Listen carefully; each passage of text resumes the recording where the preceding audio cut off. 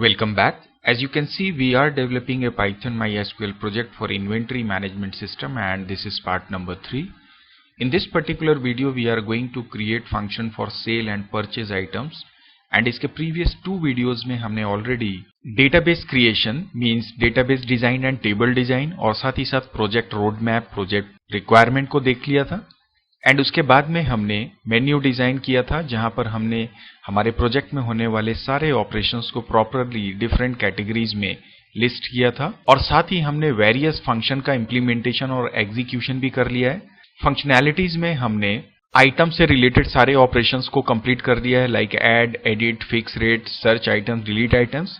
Similarly, for customer also, we have already created all these functions, add, edit, search and delete. और यही काम हमने supplier के लिए भी कंप्लीटली कर लिया है. तो जैसा मैंने अभी आपसे कहा कि in this particular video we are going to create functionalities for this sale item and purchase item. और इसके बारे में मैंने पहले भी आपको बताया था कि हम यहाँ पर एक पर्टिकुलर फंक्शन के थ्रू आइटम में परचेज मास्टर में जो हम परचेज का टेबल बना रहे हैं, purchase master and purchase detail, in 3 different table में एक साथ परचेज के थ्रू डेटा मैनेज करेंगे. और सिमिलरली सेल आइटम की जब हम बात करेंगे, जब हम रिकॉर्ड सेल करेंगे, तो हमारे आइटम के क्वांटिटीज को तो हम अपडेट करेंगे ही, साथ ही साथ हमारे जो सेल मास्टर और सेल डिटेल है वहां पे भी हमारा ट्रांजैक्शन हो जाएगा, डेटा स्टोर हो जाएगा. तो चलिए फिर आज का हम अपना वर्क शुरू करते हैं. अब आते हैं अपने इस इन्वेंट्री मैनेजमेंट के मेन टॉपिक में, that is your sale and purchase. Now sale और परचेस फंक्शन को रेडी करने से पहले हम उस पे कैसे वर्कआउट करेंगे, हमारे टेबल्स पे ऑपरेशंस कैसे होंगे, वो मैं पहले आपको एक्सप्लेन करता हूं. नाउ अगर मैं परचेस की बात करूं, आप देखिए यहाँ पर मैंने 2 टेबल्स रेडी किए हैं, परचेज मास्टर और परचेज डिटेल. पर्पस क्या है कि सपोज अगर आप परचेस का फॉर्म देखेंगे तो सबसे पहले लिखा रहता है purchase ID, then purchase date and the supplier ID, right. And इसके बाद में ये सिर्फ एक बार एंटर होगा. एंड इसी परचेज आईडी की बेसिस पे हम बोलेंगे हमारा आइटम नंबर कौन सा है, आइटम नंबर 2 कौन सा है, आइटम नंबर 3 कौन सा है, इसका टोटल क्वांटिटी कितना है, टोटल रेट कितना है, ग्रैंड टोटल कितना हो रहा है, और फाइनली इसका टोटल कितना हो रहा है वो हमको दिखाना है. तो होगा क्या कि अब अगर मैं सिंगल टेबल लूंगा, या मान लो इस तरह का, तो यहां पर पीआईडी भी रिपीट होगी, पी डेट भी रिपीट होगा, एसआईडी भी रिपीट होगा, और जो ग्रैंड टोटल है वो मैं स्टोर नहीं कर पा रहा हूं. मैं हर एक आइटम का क्वांटिटी इंटू रेट से टोटल तो स्टोर कर सकता हूं. तो मैंने क्या किया, एक मास्टर टेबल रेडी किया जहां पर हम सिर्फ ग्रैंड टोटल, ये जो टोटल है ये बेसिकली इस ग्रैंड टोटल से रिलेटेड है, और बाकी जो टोटल्स हैं वो रेट इंटू क्वांटिटी जो है वो यहां आएंगे. इसलिए मैंने क्या किया कि जब ये परचेस का मैं फंक्शन रेडी करूंगा तो यहां पर एक ही क्वेरी से मैं परचेस मास्टर को अपडेट करूंगा और उसी से मैं परचेस डिटेल को अपडेट करूंगा. And at the same time अगर मैं किसी आइटम को परचेस करता हूं तो जो क्वांटिटी ऑन हैंड है वो मेरी क्या हो जाएगी, इंक्रीज हो जाएगी. तो इसका मतलब टोटल 3 कॉलम्स में एक ही मेथड से अपडेट करूंगा, इन दोनों में इंसर्शन होगा और यहां पर अपडेशन होगा. अगली इंपॉर्टेंट बात यह है कि जब मैं इस क्वेरी को बनाऊंगा, मैं इस फंक्शन को रेडी करूंगा, तो मैं जैसे ही परचेज आईडी डालूंगा, एक्चुअली ये परचेज आईडी मेरी ऑटोमेटिकली जनरेट होगी, डेट हम इनपुट करेंगे, सप्लायर आईडी हम इनपुट करेंगे, आइटम टेबल की लिस्ट आएगी जहां से हम आइटम कोड को सेलेक्ट कर सकते हैं. जैसे ही कोई भी आइटम कोड मैं सेलेक्ट करूंगा तो उसका रेट अपने आप आ जाएगा, हमें उसे इनपुट करने की जरूरत नहीं, हम सिर्फ डालेंगे क्वांटिटी. तो ओवरऑल इस पूरे ऑपरेशन में हम इनपुट करेंगे P date, supplier ID, item code, quantity, बाकी सारे फील्ड्स अपने आप कैलकुलेट हो जाएंगे. तो आई होप आपको ये समझ में आ रहा होगा. तो चलिए अब मैं इसके लिए कोडिंग करना शुरू करता हूं. सबसे पहले तो मैं अपने ट्रांजैक्शन की जो कैटेगरी है, ये सेल्स और परचेस की, यहां पे मैं 2 फंक्शन रेडी करता हूं, सेल, और दूसरा मैं ले लेता हूं यहां पर परचेस. अब मैंने इन दोनों के लिए फंक्शंस डिफाइन करने हैं. मैं चलता हूं अपने व्हाइल लूप के ऊपर और यहां पर सबसे पहले मैं डिफाइन करता हूं परचेस. परचेस के बाद हम सेल करेंगे. ना परचेज में आने के बाद जैसा मैंने आपसे बोला, सबसे पहले मुझे परचेज आईडी ऑटोमेटिकली जनरेट करनी है. इसके लिए तो सबसे पहले मैं यहां पर एक वेरिएबल लेता हूं पी आई डी, जिसको कि मैं 0 से इनिशियलाइज कर देता हूं। इसके बाद में मैं एक क्वेरी स्ट्रिंग रेडी करूंगा जहां पे मैं बोलूंगा select star from my table that is obviously my purchase master. अगर इसमें क्वेरी एग्जिस्ट करती है पीआईडी या कोई भी डेटा अगर एग्जिस्ट कर रहा है, इसका मतलब उसका जो मैक्स पीआईडी होगा वो मुझे फाइंड आउट करना है ताकि मैं उसका next value next new data के लिए असाइन कर सकूं। तो मैंने मैक्स पीआईडी यहां से सर्च किया और इसका मैं नाम चाहूं तो यहां पे दे सकता हूं एज लार्जेस्ट। सो ये मेरा हो गया largest from P master and इसके बाद इस क्वेरी को मैं यहां पर एग्जीक्यूट करता हूं। So I can simply write cursor dot execute and इसके अंदर मैंने इस क्वेरी को रन कर दिया। ना अगर ये डेटा एक्सट्रैक्ट करेगा, इसका मतलब उसको मैं सबसे पहले स्टोर करता हूं अपनी एक लिस्ट टपल में, जहां पे मैं बोलता हूं cursor dot method is fetch one. तो ये इस आर में डेटा को स्टोर कर देगा। ना यहां पर एक इंपॉर्टेंट बात ये है कि ये जो फेच वन मेथड है ये बेसिकली एक कंप्लीट रिकॉर्ड को सेंड करेगा जिसमें आपकी purchase ID, purchase date, supplier ID और अदर जो फील्ड्स हैं उनका रिकॉर्ड रहेगा। इसका मतलब ये एक टपल रिटर्न करेगा जिसमें मल्टीपल वैल्यूज होंगी, जबकि मुझे सिर्फ परचेज आईडी चाहिए। सो मैं यहां पर क्या करूंगा, बोलूंगा क्योंकि पीआईडी मेरे टेबल की अगर मैं यहां पर आपको डिस्क्राइब करके दिखाऊं P master, so you will see कि मेरा पीआईडी फर्स्ट फील्ड है। इसका मतलब फेच वन का जो 0 पोजीशन या इंडेक्स पोजीशन का वैल्यू होगा वही मेरी पीआईडी होगी, तो मैंने उसे आर में ले लिया। इसके बाद में यहां जाके मैं लिखता हूं कि इफ आर, अगर इस आर में कोई वैल्यू आती है इसका मतलब मेरी पीआईडी जो है वो इंक्रीज हो जाएगी r+1 से, और अगर कोई रिकॉर्ड नहीं है मेरे R में, इसका मतलब मेरी पीआईडी की जो पहली वैल्यू होगी वो 1 हो जाएगी। और इस तरह से मेरे पास ऑटोमेटिकली परचेज आईडी जनरेट हो जाएगी। चलिए इसे एक बार प्रिंट करके हम देखते हैं ये वर्क कर रहा है कि नहीं कर रहा है। सो मैं रन करता हूं इसे। So now you can see option number 4, मैंने यहां से लिया option number 2। So now you see मेरे परचेज में चूंकि अभी कोई रिकॉर्ड नहीं है इसलिए यहां पर ये 1 आ रहा है। इसका मतलब ये सक्सेसफुली मेरा कोड एग्जीक्यूट हो रहा है। Now after finding the purchase ID मेरा दूसरा काम होगा परचेज डेट इनपुट करना। सो इसके लिए तो मैं सीधे यहां पे एक डेट वेरिएबल लेता हूं पी डेट, जिसमें मैंने मेथड कॉल किया और लिख दिया एंटर परचेज डेट। एंड इसके बाद में मैं अब जो नेक्स्ट मेरा वर्क होगा ऑब्वियसली सप्लायर आईडी इनपुट करना, और इसके लिए मैं वेरिएबल लेता हूं एसआईडी और यहां पे मैं बोलता हूं इंट एंड इनपुट में अंदर जाके मैं कहता हूं enter supplier ID. And after that मैं चेक करूंगा क्या मेरी ये सप्लायर आईडी एग्जिस्ट कर रही है। अगर तो मेरी सप्लायर आईडी एग्जिस्ट कर रही है तो फिर मैं अंदर चल के आइटम का टेबल डिस्प्ले करूंगा एंड उसके बेसिस पे आगे फर्दर प्रोसेस करूंगा। तो पहले मैं यहां पर एक कर्सर डॉट एग्जीक्यूट लेता हूं और मैं इसके अंदर लिखता हूं select star from obviously my supplier table where I am saying that SID equal to this bracket then this semicolon inverted dot format, जहां पर मैं इस SID को पास कर दूंगा। देन ये कर्सर एग्जीक्यूट करेगा। नाउ इफ मेरा ये SID है तो इसका मतलब मैं यहां पे लिखूंगा if cursor dot fetch one, अगर ये ट्रू है तो मैं आइटम डिटेल डिस्प्ले करूंगा। सो प्रिंट मैंने लिया यहां पे item details and then after अगर नहीं है तो मैं मैसेज प्रिंट कर दूंगा print item, sorry it should be supplier not found. So ये मेरा हो गया supplier not found, it should be in inverted comma and then मैं इस ब्रैकेट को क्लोज कर दूंगा। नाउ मैंने SID डाला, अगर ये एग्जिस्ट करेगा तो अब मुझे आइटम डिटेल्स का पहले टेबल प्रिंट करना है। सो मैं पहले यहाँ पे एक डेटा फ्रेम रेडी करूंगा जहां पे मैं बोलूंगा df equal to pd dot read underscore SQL। Now इसके बाद में मैं इसके अंदर इस क्वेरी को that is actually select star from my item table को मैं कॉल करूंगा एंड इसके बाद में मैं कनेक्शन ऑब्जेक्ट कौन ले लूंगा। अब ये मेरा डीएफ रेडी हो गया। अब मैं इसे प्रिंट करूंगा। सो मैं यहाँ पे ऑब्वियसली टैबुलेट को यूज करता हूँ और इसके अंदर मैंने डीएफ लिया और रेस्ट अदर आर्ग्यूमेंट्स भी मैं पास कर देता हूँ। Headers equal to keys then comma. So now you can see my print is also ready. Now इस टेबल के प्रिंट होने के बाद हमें आइडिया मिल जाएगा किस आइटम का कौन सा आइटम कोड है।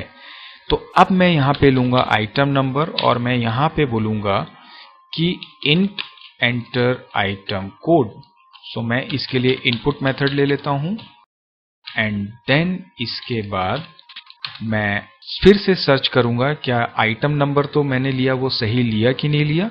सो फिर से मैं यहाँ पर एक क्वेरी एग्जीक्यूट करूंगा that is cursor dot execute and यहाँ पे फिर से मैंने लिखा select star from again item and this time it should be where item number equal to this semicolon then dot format and इसके अंदर में मैंने आइटम नंबर पास कर दिया।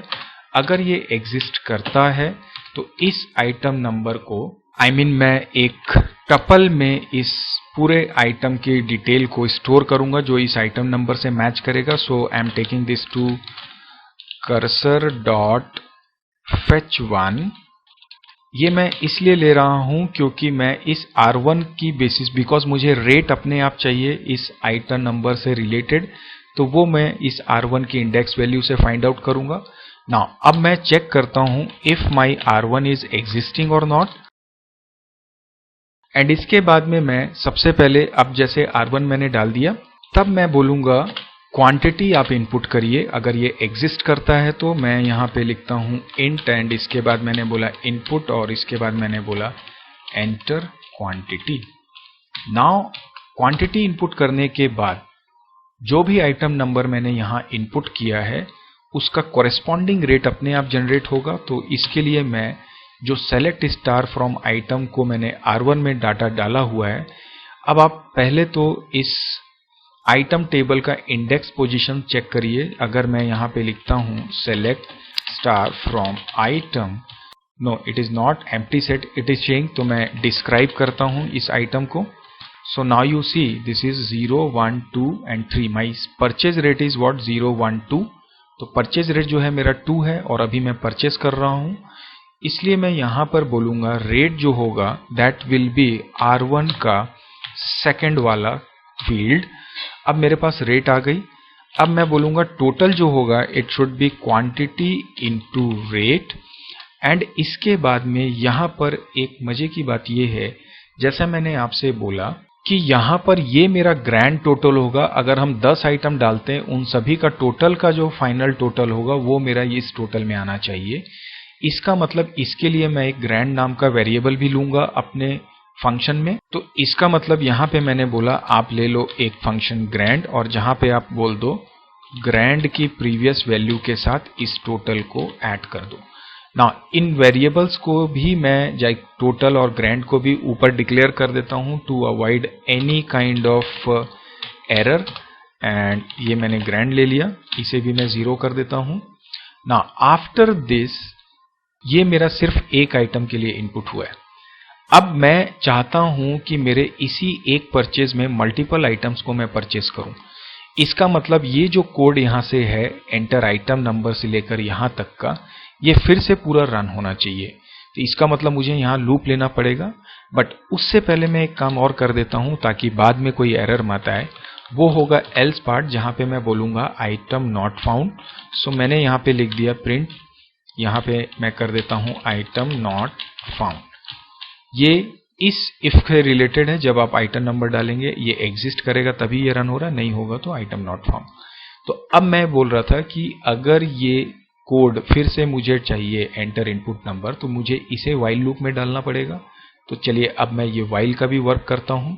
इसके लिए मैं इस पूरे कोड को जो आइटम नॉट फाइंड है यहाँ तक का पूरा कोड मैं व्हाइल लूप में डालूंगा। तो मैं इसके ऊपर सबसे पहले एक वेरिएबल चॉइस ले लेता हूं। आप चाहें तो इसे ऊपर ही डिक्लेयर कर सकते हैं जहां पे आपने सभी को लिया हुआ है। इस चॉइस में मैं पहले से एक वैल्यू डाल देता हूं y, ताकि मेरा by default while loop true रहे। सो मैंने यहाँ पे बोला while ch double equal to y। अब इसके बाद में ये जो पूरा कोड है मैं इसे इंडेंट कर देता हूं। आफ्टर दिस मैं जब इस कोड से बाहर आऊंगा तो यहां पर मैं मैसेज फ्लैश करूंगा, do you want to add more items in the bucket. So मैं इसे लिख लेता हूं। इस मैसेज को मैं इनपुट मेथड में कन्वर्ट करूंगा और इसका जो भी हम इनपुट करेंगे यस और नो उसे मैं ch में डालूंगा। अब जब तक आप यस करेंगे ये आइटम नंबर सर्च करता रहेगा। अगर आप कोई गलत आइटम डालेंगे तो आइटम नॉट फाउंड कर देगा। तो इस हिसाब से ये मेरा लूप स्टार्ट हो गया। इस हिसाब से अब जितने आइटम्स आप ऐड करना चाहें वो कर सकते हैं। Now the question is that कि मैं यहाँ पर वैल्यूज तो कैलकुलेट कर रहा हूँ और ये सिंगल एक वेरिएबल है। होगा क्या, लेट सपोज आपने वैल्यूज इनपुट की कुछ इस तरह से, PID मेरा 1 हो गया, देन P डेट में जो भी आपने डालना है डाल दिया, सपोज 11 12 11, एंड इसके बाद में मैंने सप्लायर ID दे दिया 1। नाउ इसके बाद में जब आप आइटम नंबर डालेंगे तो it should be like item number, then इसका क्वांटिटी, देन इसका रेट एंड देन इसका टोटल। अब यहाँ पे आपने 3 क्वांटिटीज ली हैं, लाइक 10 10 10, रेट 10 10 10 एंड इसका जो टोटल आएगा like this. So now you can सी ये बेसिकली तो एक सिंगल रिकॉर्ड है, ये एक सिंगल टपल होगा, देन ये दूसरा एक टपल होगा और तीसरा एक टपल होगा, और इन तीनों के टपल का एक लिस्ट बनेगा, मतलब एक कलेक्शन हमारे पास आएगा, और ये जो लिस्ट होगी इसे हम अपने MySQL में सेंड करेंगे, MySQL के टेबल में। तो अभी क्या हो रहा है कि हमने एक बार लूप रन किया, वो एक एक वेरिएबल में स्टोर हुआ है। यहाँ पर आप देख सकते हैं ये एक वेरिएबल है, ये दूसरा वेरिएबल, ये तीसरा है, लेकिन नेक्स्ट टाइम जब ये लूप चलेगा तो जो क्वांटिटी की प्रीवियस वैल्यू वो तो सारी डिलीट हो जाएंगी।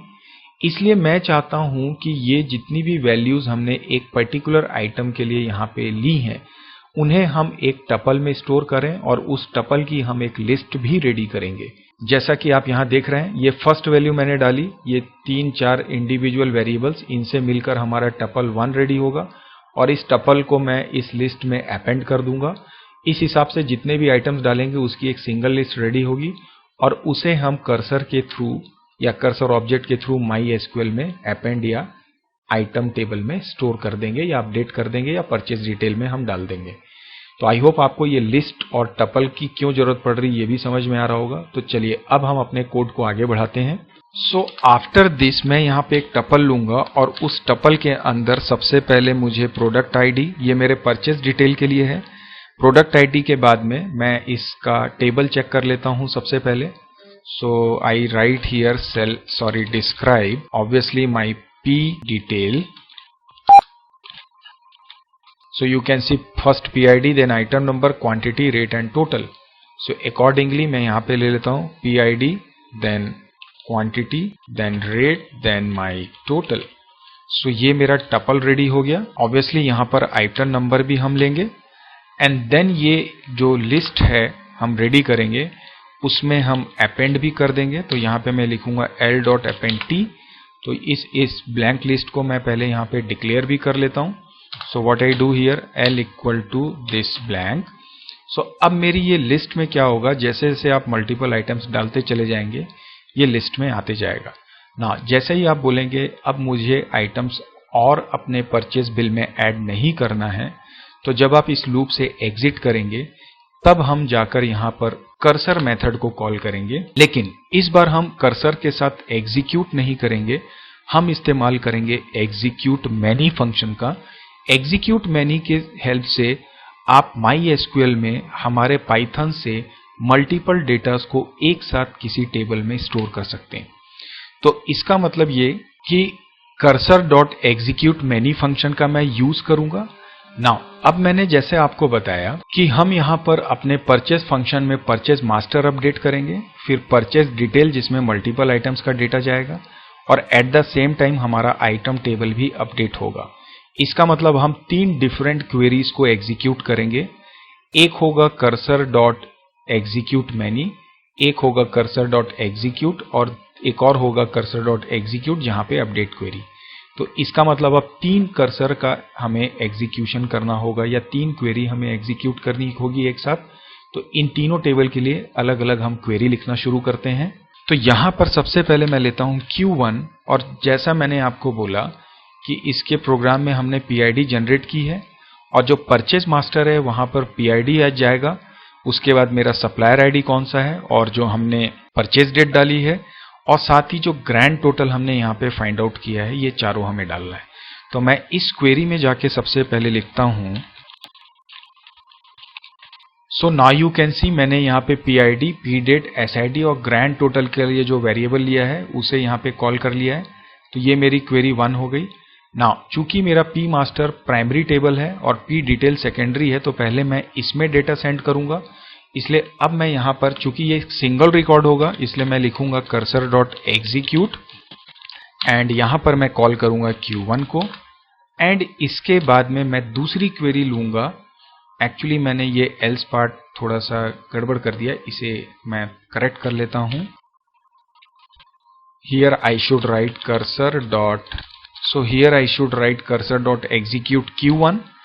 देन मैं दूसरी क्वेरी लिखूंगा अपने परचेज डिटेल के लिए, जहां पे मल्टीपल आइटम्स को हम, जो हमने ये लिस्ट में वैल्यूज डाली हैं, इसे सेंड करना चाहते हैं। इस बार मैं इस पर्टिकुलर मेथड को यूज नहीं करूंगा। This time I will use %s वाला क्वेरी। सो मैं यहाँ पे लूंगा insert, देन into, देन यहाँ पे लूंगा p details और p detail, then values, and इस वैल्यू के अंदर, because this time you can see here we are having PID, number, quantity, rate and total 5 items हमें डालना है। इसका मतलब मैं यहाँ पे 5% ले लेता हूँ, %s प्लेस होल्डर के रूप में। ये मैंने 5% यहाँ पे ले लिए हैं। Then semicolon, inverted comma, close, and now I will use this cursor.execute many। जब एग्जीक्यूट मैनी हम लेंगे तो सबसे पहले हमारी क्वेरी होगी Q2, और इसमें जो डेटा हमारा पास होगा ऑब्वियसली इन सब में, वो हम पास करेंगे L के थ्रू। So I will pass this L here. So अब क्या होगा, ये फिर से एग्जीक्यूट होगा। यहाँ पर एक चीज मैं आपको बताना भूल गया कि मुझे डेटा ट्रांसफर करना है MySQL में, तो con.commit को भी रन करना होगा। सिमिलरली जब ये एग्जीक्यूट होगा तो अगेन मैं यहाँ पे लूंगा con.commit। So now after this मुझे अब अपने आइटम टेबल की क्वांटिटीज को भी अकॉर्डिंग टू ये जो आइटम परचेज हमने किए हैं उसकी क्वांटिटी की बेसिस पे अपडेट करना पड़ेगा। इन द सेंस, सपोज मेरे पास आइटम टेबल है जिसमें आइटम नंबर 1 है सोप के नाम से, जिसकी ऑलरेडी 20 क्वांटिटी बची हुई है, और अगर मैं परचेज में जाके इसी आइटम नंबर को 30 क्वांटिटी और परचेज कर रहा हूं, इसका मतलब मेरे सोप में 30 ऐड होके ये 50 से अपडेट होना पड़ेगा या करना पड़ेगा।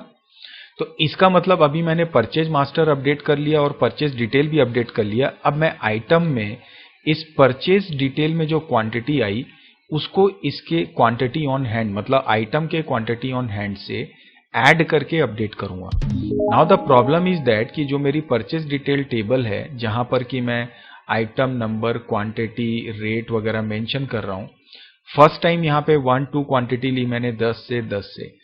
अगर मैं परचेज डिटेल की क्वांटिटी प्लस आइटम की क्वांटिटी ऑन हैंड करता हूं, मतलब अगर मैं कर देता हूं आइटम का quantity on hand plus purchase detail का से फॉर एग्जांपल क्वांटिटी, तो यहां पर ये 1 नंबर आइटम जब मैं आज परचेज किया तो 10 से ऐड हो गया, तो ये सपोज ये 20 है, तो 20 + 10 ये कितना हो जाएगा, 30 हो जाएगा।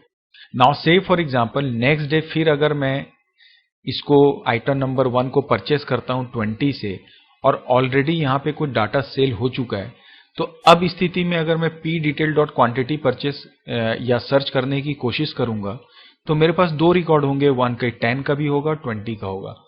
तो इसका मतलब ये है कि जैसे ही मैं कोई नया डाटा परचेस कर रहा हूं, सिर्फ वही क्वांटिटी मुझे इस आइटम टेबल के एग्जिस्टिंग डेटा में या क्वांटिटी ऑन हैंड में ऐड करना है, तो मैं इस p डिटेल टेबल से तो वो ऐड नहीं कर पाऊंगा।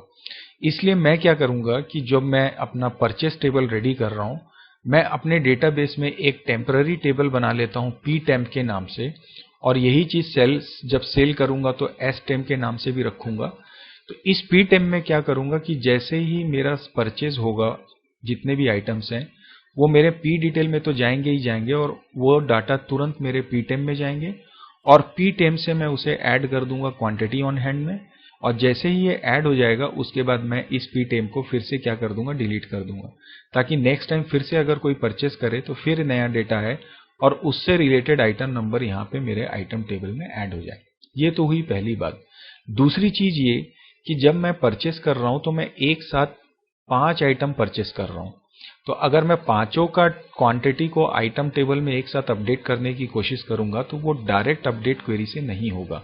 तो यहां पर मैं इस्तेमाल करूंगा ज्वाइन का कॉन्सेप्ट, और उस ज्वाइन में मैं इस आइटम टेबल में पी टेम के साथ इसको ज्वाइन करूंगा और इसके आइटम नंबर जितने भी होंगे उससे रिलेटेड जितने आइटम नंबर आइटम टेबल में होंगे उन सबको मैं क्या करूंगा, अपडेट करूंगा।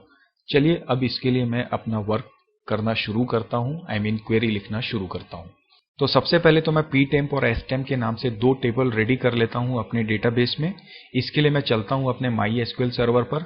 सो now you can C this is my pdetail table. So on the basis of this मैं एक टेम्पररी टेबल रेडी करता हूं ptemp। So now you can C this is my ptemp। ये मैंने एंटर किया, ये रेडी हो गया। सिमिलरली मैं stemp टेबल भी रेडी कर लेता हूं। So after this I will execute this. अब मैं एक बार अपने एस मास्टर टेबल को चेक कर लेता हूं कि जो मैंने सेल आईडी लिया है वो सही लिया है कि नहीं लिया है। इसके लिए मैं लिखता हूं DESC एस मास्टर, परफेक्ट। तो सेल आईडी है। अब मतलब मेरा ये दोनों टेबल रेडी हो चुका है, ptemp और stemp। So now what I do, मैं पहले एक क्वेरी स्ट्रिंग रेडी करता हूं जहां पर कि मैं बोलूंगा अपडेट करो मेरे आइटम टेबल को, बट इसे मैं ज्वाइन करूंगा अपने ptemp टेबल के साथ में using obviously my item number, और मैं सेट कर दूंगा मेरे item dot quantity on hand को obviously item dot quantity on hand, और उसमें जो मेरा ptemp में क्वांटिटी आएगा दैट इज QTY से। सो ये मेरी क्वेरी रेडी हो गई। एंड इसके बाद में मैं ऑब्वियसली यूज करूंगा cursor dot execute many, and यहां पे फिर से मैं कॉल करूंगा Q3 को, and then obviously my list that is L, so that क्या होगा कि अब मेरा डेटा ptemp से अपडेट हो जाएगा आइटम में। लेकिन यहां पर एक चीज ये है कि मुझे पहले तो ptemp में डेटा इंसर्ट करना पड़ेगा जो Q2 में मैंने क्वेरी लिखी है सेम उसकी बेसिस पे। सो मैं यहां पर इस कोड को भी लिख लेता हूं, तो cursor dot execute many, and this time मैं यहां पर ले लेता हूं। सो ये मेरा cursor dot execute many ptemp के लिए हो गया, and then obviously con dot commit मैं कर देता हूं। तो हो गया क्या कि मेरा एक्चुअल डेटा तो pdetail में जाएगा और टेम्पररी वही सेम डेटा मैं अपने ptemp में स्टोर कर दूंगा, और उस ptemp में जो आइटम नंबर होंगे उससे मैच होने वाले आइटम्स के क्वांटिटी ऑन हैंड को मैं इस ptemp की क्वांटिटी के साथ ऐड करके वापस इस क्वांटिटी हैंड को अपडेट कर दूंगा। सो दिस इज हाउ मेरा ये वर्क कंप्लीट हो जाएगा। देन ऑब्वियसली मैं लिखूंगा कॉन डॉट कमिट, ताकि ये मेरा आइटम टेबल भी अपडेट हो जाए। एंड ऑब्वियसली इसके बाद चूंकि नेक्स्ट टाइम ये ptemp में मेरा डेटा नहीं होना चाहिए क्योंकि फिर से ये ब्लैंक होना चाहिए, तो फिर से मैं यहां पर एक कर्सर डॉट एग्जीक्यूट करके क्वेरी एग्जीक्यूट करूंगा जहां पे मैं लिख दूंगा obviously delete from ptemp, and then after again I will take this con dot commit, and that's it. अब ये इसके बाद में मेरा पूरा ऑपरेशन अब कंप्लीट हो गया। जैसे ही ये वर्क पूरा कंप्लीट होगा, finally I will print item purchased and added. So now this is how we can create a purchase table. माइट भी थोड़ा सा आपको कॉम्प्लेक्स लग रहा होगा, बट आई थिंक अगर आप थोड़ा सा स्टेप बाय स्टेप फिर से इसे रिवाइज करें तो आप देखेंगे कि आपको ये तुरंत समझ में आ जाएगा। But this is the one line code जो आपको थोड़ा सा ध्यान रखना है, अदरवाइज ये और ज्यादा कॉम्प्लेक्स हो सकता है प्रोग्राम, बट आई थिंक इससे बेटर वे और सिंपल वे मल्टीपल रिकॉर्ड्स को एक साथ अपडेट करने के लिए किसी भी टेबल में हम यूज नहीं कर सकते या प्रोसेस अप्लाई नहीं कर सकते। एनीवे ये मेरा अब परचेस फंक्शन रेडी हो चुका है। अब मैं देखता हूं क्या ये सक्सेसफुली वर्क कर रहा है या नहीं कर रहा है। तो चलिए अब इसे रन करके देखते हैं। लेट मी चेक, मैंने इसे कॉल किया है कि नहीं किया। यस, ये मैंने कॉल कर लिया है। तो चलिए अब रन करते हैं। So this is my main menu. Now I select option number 4. Now second option is purchase. I select option number 2. Now it is asking for purchase date. I am selecting it 22/11/20, and then supplier ID I am taking 1. Now you see it is showing you fetch 1, मतलब ये spelling का problem आ रहा है। चलिए मैं इसे correct कर लेता हूँ। So I go back to my obviously this purchase definition. So here it is okay. Then this fetch, यहाँ पे ये प्रॉब्लम आ रही थी, it should be FETCHONE। अगले भी हम देख लेते हैं। नाउ यहाँ पर भी मैंने मिस्टेक की हुई है, इसे भी हम करेक्ट कर लेते हैं। I think now it is absolutely fine. चलिए अब हम इसे रन करते हैं। So now it is coming again. Let's select option number 4, then select option number 2। Purchase date again I am taking say 22/11/20, say for example. Now it is saying that enter supplier ID, I am taking it to 1. Now you can सी मेरा ये item table का list आ रहा है यहाँ पे, जो items हमारे पास available हैं। नाउ इसमें हम आइटम नंबर देख सकते हैं और उस कोड को हम इनपुट करेंगे। जैसे मैंने लिया item number 1। Now enter quantity, right now it is 100। Suppose मैं 50 क्वांटिटी और ले लेता हूँ। नाउ यू कैन सी अब ये एक आइटम मैंने ऐड किया अपने बकेट में, अब ये बोल रहा दूसरा चाहिए क्या। तो अगर मैं यस करूंगा then it is asking for again new item number. Now if I select item number 2, now it is saying that enter quantity. Now if I select say 40, then अब ये बोलता है फिर से आपको क्या ऐड करना है। मैंने बोला नहीं, so n. So now I think ये एरर शो कर रहा है। It is saying that not all parameter were used. So let me check it in cursor.execute menu. So it should be actually here this. तो because मैंने यहाँ पे update statement use किया है, सो आई थिंक जो मैं ज्वाइन यूज कर रहा हूँ तो it should be execute only. And यहाँ पे मैं इस एल को हटा देता हूँ। Now it is absolutely perfect I think. चलिए अब हम इसे रन करके देखते हैं again.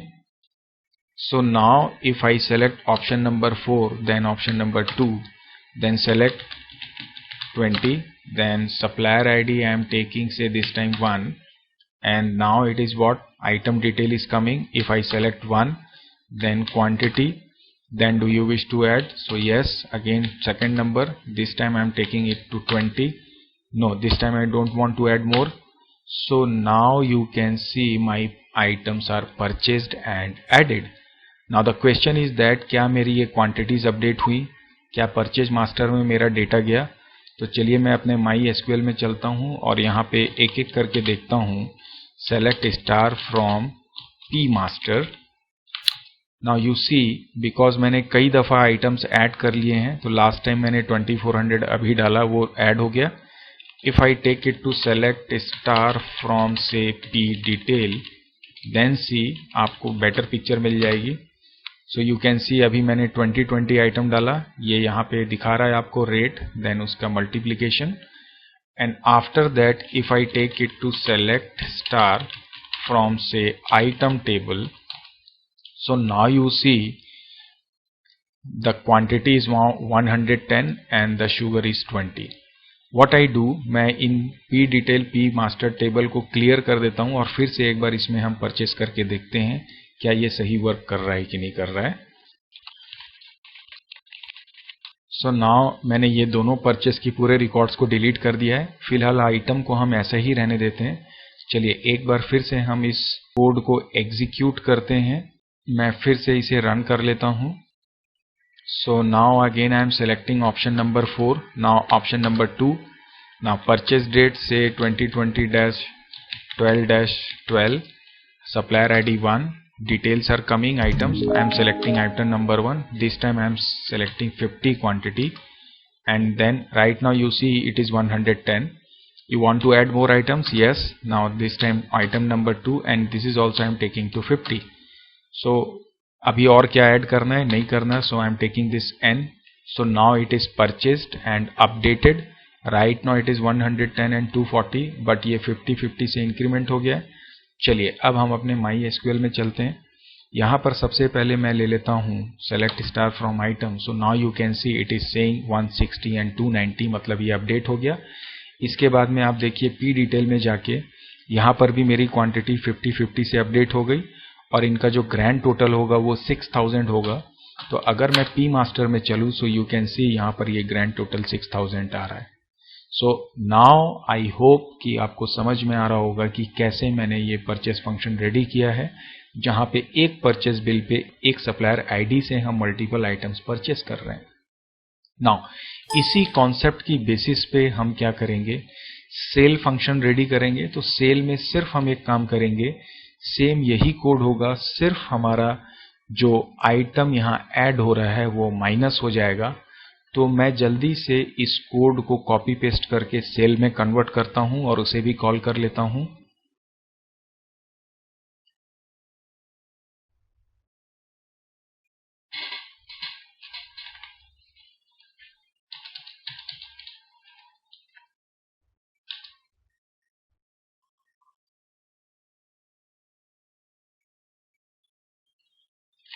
So now I have also created this sale function which is exactly same as of the purchase function। सिर्फ डिफरेंस ये है कि मैंने यहाँ पर इस सेल में सेल मास्टर को यूज किया है एस मास्टर, और पी आई की जगह हमने सेल आईडी चेंज कर दिया है, एस डेट ले लिया है परचेज डेट की जगह में। एंड रेस्ट यहाँ पे जो क्वेरीज हैं यहाँ पे मैंने पी टेम्प की जगह एस टेम्प यूज किया है टेम्पररी टेबल के लिए। और ऑब्वियसली हम आइटम की जो क्वांटिटीज हैं, अगर कोई सेल होगा तो हम उसे ओरिजिनल जो डेटा है, आई मीन ओरिजिनल जो क्वांटिटी ऑन हैंड है उसमें सब्ट्रैक्ट कर देंगे सोल्ड क्वांटिटी को। इसके अलावा बिल्कुल logic wise, syntax wise exactly same है जैसा मैंने परचेज में आपको डिटेल में एक्सप्लेन किया था। यदि आपको जरा सा भी डाउट हो तो आप इस सेल फंक्शन को पॉज करके देख सकते हैं और रीड कर सकते हैं। आई थिंक आपको कोई भी प्रॉब्लम नहीं होगी। चलिए इस फंक्शन को अब मैं एग्जीक्यूट करके देखता हूं, बट उससे पहले मैं श्योर कर लेता हूं मैंने इसे कॉल किया है कि नहीं किया है। यस, मैंने इसे कॉल कर लिया है। चलिए अब रन करते हैं। सो मेरा ये मेन मेन्यू आ रहा है। I am selecting this 4 number option, now selecting 1 number for sale. Now it is asking for sale date, I am taking it to 2020-11-20। Now supplier ID if I select 1, so आप देख सकते हैं यहाँ पे मेरे पास आइटम की list आ चुकी है। अब मैं लेता हूँ आइटम नंबर 1, सेल कर रहा हूँ। इसकी क्वांटिटी राइट नाउ 160 है, मैं से फॉर एग्जांपल 60 लेता हूँ। मैं दूसरा आइटम भी सेल करना चाहता हूँ तो I type Y, this time I select 2 और इस बार मैं क्वांटिटी इसकी 90 ले लेता हूँ। नाउ मेरे ये सिर्फ 2 ही आइटम सेल करने, so I take this N। So now you can see it is successfully sold. I think मैंने ये मैसेज चेंज नहीं किया है, मैं इसे अभी करेक्ट कर देता हूँ। एंड चलिए अभी जो मैंने ये सेल किया है चेक करते हैं आइटम्स अपडेट हुआ और सेल मास्टर और डिटेल में डाटा गया कि नहीं गया। So first of all select star from item, then you see now it is showing you, पहले ये 190 था, you can see here 160 290, but जैसे ही मैंने सेल किया ये रिड्यूस हो गया। And similarly you can see select star from S master, but before that S detail, I am taking this as detail। So now you can see total 6000 and 1800, ये 6090 आ गया, तो ये 7800 रुपीज हो रहा है। चलिए चेक करते हैं S master टेबल को, and there you see actually मैंने गलत लिख दिया, select star from S master। So now you can say 7800, so you can match all these 3 tables। So this sale function is also working absolutely fine। So now you can understand कि कैसे मैंने cell और purchase का function यहाँ पे develop किया है, कैसे हमने 3 डिफरेंट टेबल्स पे at a time data transfer किया है, और and at the same time हम कैसे मल्टीपल वैल्यूज को ट्रांसफर करते हैं एक कर्सर के थ्रू हमारे MySQL टेबल में, और कैसे हम मल्टीपल आइटम्स को एक ही परचेज में या एक ही सेल बिल में ऐड कर रहे हैं। सो आई होप आपको ये कॉन्सेप्ट पूरी तरह से समझ में आया होगा, और मुझे उम्मीद है कि आप ये पाइथन और MySQL की बेसिस पे जो अभी मैंने लॉजिक्स बताए हैं, जो सिंटेक्स बताए हैं, आपको हेल्प करेगा आगे और भी प्रोजेक्ट्स बनाने में। तो चूंकि वीडियो की लेंथ आई थिंक काफ़ी ज़्यादा हो रही है, तो अगले पार्ट में हम आगे की चीज़ें देखते हैं, जिसमें हम डिस्कस करेंगे ऑब्वियसली मेन्यू का डिज़ाइन और जो डेटा विजुअलाइजेशन है, best selling report and obviously the selling performance of our organisation, उसके लिए चार्ट रेडी करेंगे। So till then, keep practicing, keep learning, and thank you very much for watching this video. Bye bye and take care.